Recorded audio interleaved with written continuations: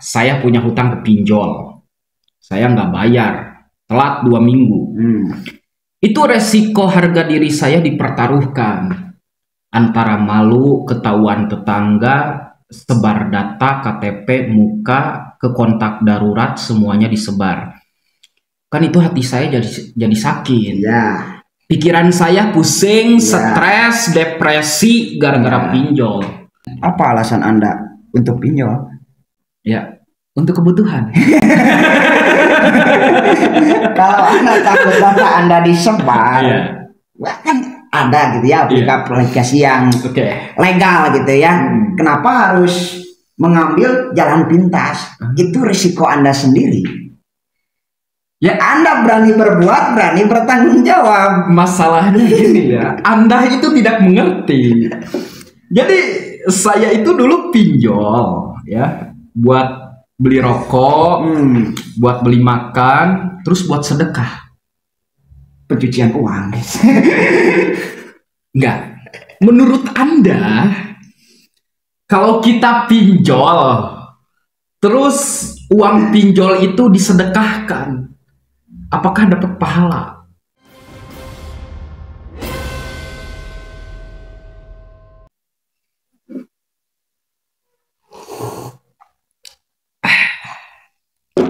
Susu, kopi lebih enak mana? Tergantung cita rasa masing-masing. Nah, semuanya enak ya. Gua mau nanya, menurut Anda lebih penting harga diri atau hutang pinjol? Menurut spekulasi saya sendiri, lebih penting hutang pinjol yang dilunasi. Kenapa lebih penting hutang pinjol? Kita tinjau dari hukum Islam. Jangan bawa-bawa nama agama lah. Karena pinjol dan agama kaitannya sangat erat. Oke, silahkan. Ini menurut saya ya, menurut Anda hutang pinjol itu lebih penting. Iya. Tapi menurut saya harga diri itu lebih penting. Kenapa? Karena banyak orang yang dipermalukan di sosial media gara-gara hutang pinjol. Lebih baik gak usah dibayar lah hutang pinjolnya, auto lunas. Karena nasabah juga sudah dipermalukan. Tapi tadi menurut Anda lebih penting hutang pinjol maksudnya apa? Kita kembali lagi tinjau dari hukum, hukum Islam ya. Oke. Karena suatu hutang itu sangat wajib, tidak harus dilunasi. Kita buka dulu. Siapa tahu ada yang bertanya ya pemirsa, Anda dapat dalil dari mana? Ya, Anda dapat dalil dari mana bahwa pinjol itu hutang lebih penting? Coba pemirsa buka dalam kitab Fathul Mu'in bab dainan. Itu di dalam bab itu termasuk bab utang piutang, bab pinjam meminjam gitu ya. Hutang dalam kitab Fathul Mu'in itu dibahasakan sangat wajib untuk dibayar karena bisa jadi itu penghalang bagi kita. Jadi walaupun mereka sudah mempermalukan kita di sosial media, meneror, sebar data, tetap hutang wajib untuk dibayar. Tetap, tapi dengan catatan ditinjau lagi. Kalau dalam pihak pinjol itu mempermalukan atau melebarluaskan aib data pribadi, itu kan sama dengan memadaratkan seorang nasabah, bisa jadi haram kan. Kembali lagi dalam episode kemarin ya. Kembali lagi pada episode kemarin. Tapi gini. Kan kalau kita telat bayar pinjol 1 minggu tuh, resikonya beda-beda. Ada yang diteror, ada yang diintimidasi, dihina, dicaci maki. Itu membuat mental seseorang menjadi lemah. Dan kita itu merasa terhina di media sosial gara-gara DC pinjol. Di sini yang menjadi pertanyaan, kalau kita sudah dihina, direndahkan, dicaci maki, apakah masih wajib untuk membayar hutang? Tetap masih wajib karena itu kewajiban. Alasannya apa Anda? punya pendapat seperti itu. Kembali lagi kita kepada Kitabatul Mu'in. Oke. Mau tidak mau, nih, dengar ya. Mau tidak mau, hutang harus dibayar. Iya. Meskipun secara memaksa, tapi bukan catatan, bukan tutup lubang gali lubang. Nah, dalam catatan ini kita bisa, kan kita punya mulut gitu kan, bisa kita berbicara kepada pihak yang meminjamkan. Tapi kalau menyebarluaskan gitu ya, menurut saya nih kan, sekarang itu udah ada undang-undang OJK nih. Iya kan, di dalam undang-undang OJK, kalau pinjol itu udah sebar data, berarti dia melanggar aturan dari OJK.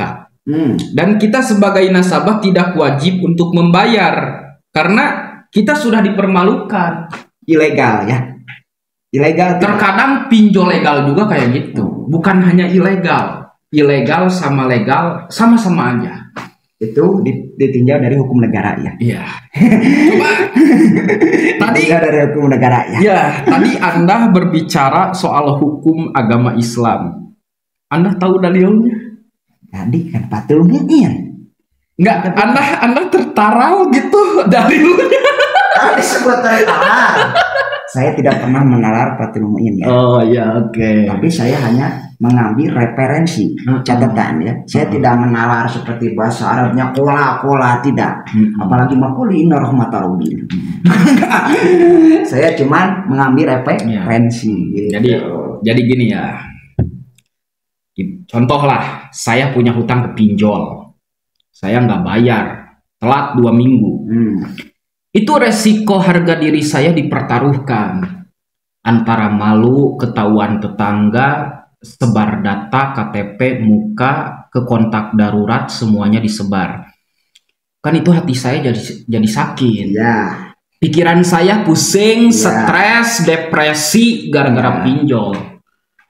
Bukankah itu sudah menjatuhkan harga diri kita? Sedangkan harga diri kita itu kan lebih mahal daripada hutang pinjol. Saya kembali tanya, apa alasan Anda untuk pinjol? Ya, untuk kebutuhan. Kalau Anda takut data Anda disebar, kan ada gitu ya aplikasi yang legal gitu ya. Kenapa harus mengambil jalan pintas? Itu risiko Anda sendiri. Ya, Anda berani berbuat, berani bertanggung jawab. Masalahnya gini ya, Anda itu tidak mengerti. Jadi saya itu dulu pinjol ya, buat beli rokok, buat beli makan, terus buat sedekah. Pencucian uang. Enggak. Menurut Anda, kalau kita pinjol, terus uang pinjol itu disedekahkan, apakah dapat pahala? Dalam catatan ya. Dalam catatan ketika seperti bahasanya, ketika kita meminjam uang, lalu kita meminjamkan, itu tidak sesuai. Tapi dipakai sedekah buat anak yatim, tetap tidak sesuai. Nggak dapat pahala. Dapat, tapi pahalanya yang dimana dulu? Betul. Bukan berarti seperti emang ya, seperti Rasul ya. Ada riwayat, ada satu pengemis meminta kepada Rasul. Rasul kan orangnya itu disebut sederhana gitu ya, disebut sederhana. Beliau memilih menjadi buruh timba sumur, nimba sumur, dan uang itu, dan orang yang menyuruh itu tidak tahu bahwa dia Rasul, dan uang itu dikasihlah kepada Rasul, langsung di Rasul dikasih kepada pengemis. Itu jalurnya. Bukan kalau cara meminjam itu bukan usaha sebenarnya, tapi itu lebih ke jalan pintas ya. Jalan pintas atau sebagai emang dalam dalil atau landasan itu, karena kita butuh. Gitu ya. Jadi sedekah pakai uang pinjol, dapat pahala, dapat dosa juga. Iya. Double. Jadi 2 kali lipat, seimbang. Seimbang. Oke. Kan kalau kita lihat dari Rasul gitu ya. Rasul juga kan kehidupannya sederhana, tapi beliau tidak sampai meminjam gitu kan.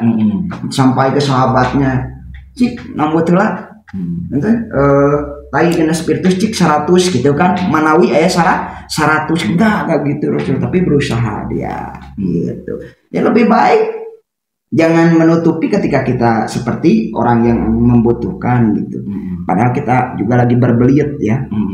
Utang pinjol di mana-mana, dari aplikasi 10 aplikasi lah yang menghubungi kita bahwa hutang itu jatuh tempo. Kita tinggal berbicara saja. Ya, masalahnya banyak nasabah yang bundir. Gara-gara dia mendapatkan ancaman, hinaan, otaknya jadi stres. Ketika dia sudah stres, pusing, depresi, pada akhirnya bundir. Kena mental heart. Iya.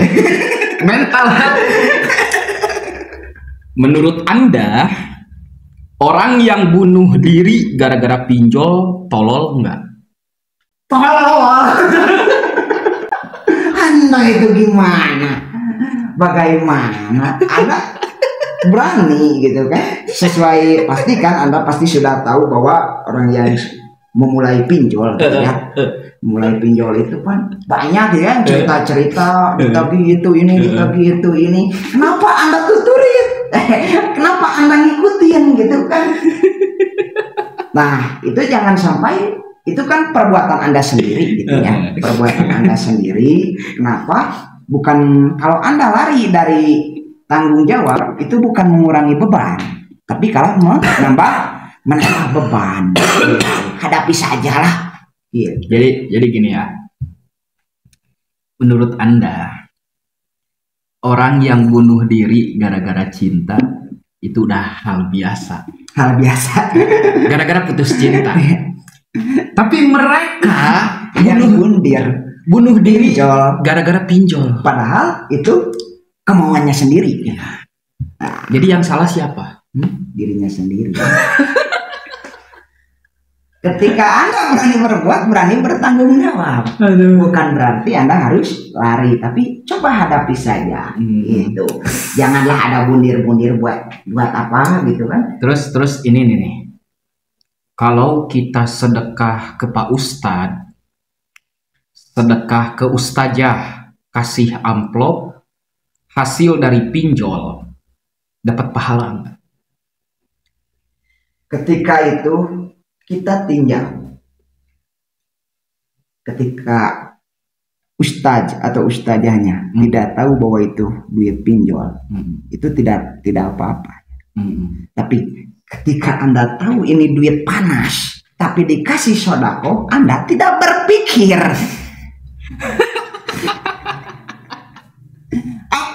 Apa bedanya dengan Anda ketika punya anak dan uang itu hasillah seperti judol ya, seperti pinjol, judol.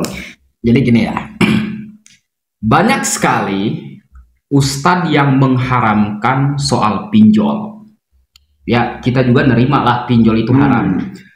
Tapi kenapa banyak ustadz yang masih cicil mobil, cicil motor, cicil rumah, padahal kan itu ada bunganya. Masalahnya itu haram atau tidak menurut Anda? Kita kembali lagi dalam fikih, tidak ada pihak yang dirugikan.